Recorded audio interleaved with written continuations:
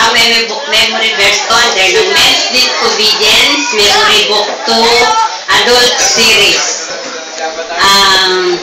Awit 51 verse 4.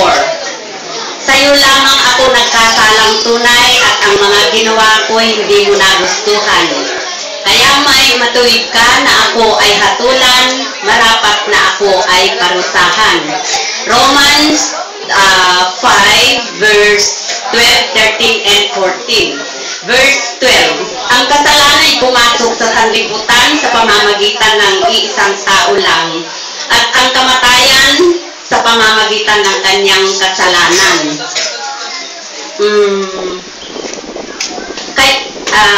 Dahil dito, lumaganap ang kamatayan sa lahat ng tao sapagkat ang lahat ay nagkasala.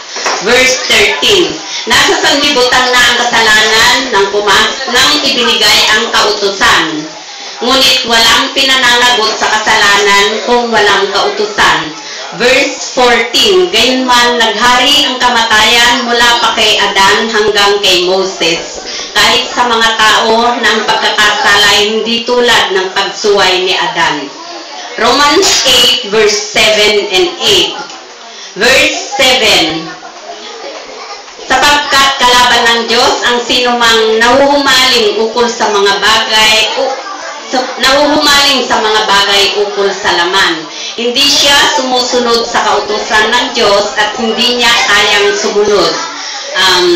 Verse 8. At ang nabubuhay ukol sa laman ay hindi maaaring kalugdan ng Diyos. 1 John chapter 3 verse 4.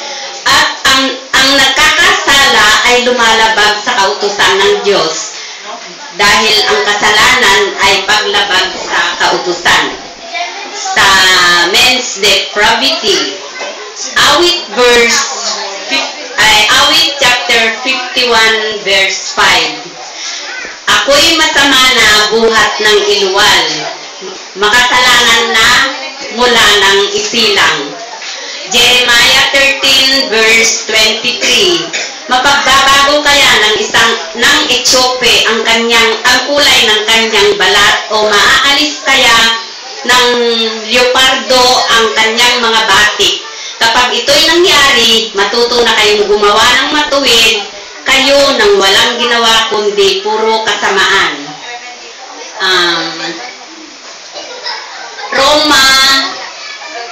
Roma chapter 3 verse 11 and 12. Walang nakakaunawa, walang humahanap sa Diyos.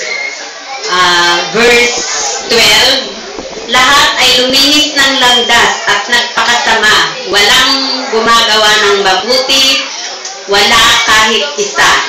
Efeso chapter 2 verse 1, 2, and 3. Dati mga patay kayo dahil sa inyong pagsuway at mga kasalanan. Verse 2. Sinunod ninyo ang masamang takbo ng sanlibutan ito at napailalim kayo sa prinsipe ng kasamaan, ang espiritong naghahari sa mga taong suwail. Verse 3. Dati kabilang tayo dito, namuhay tayo ayon sa laman. Sinunod natin ang masamang hilig ng katawan at pag-iisip. Kaya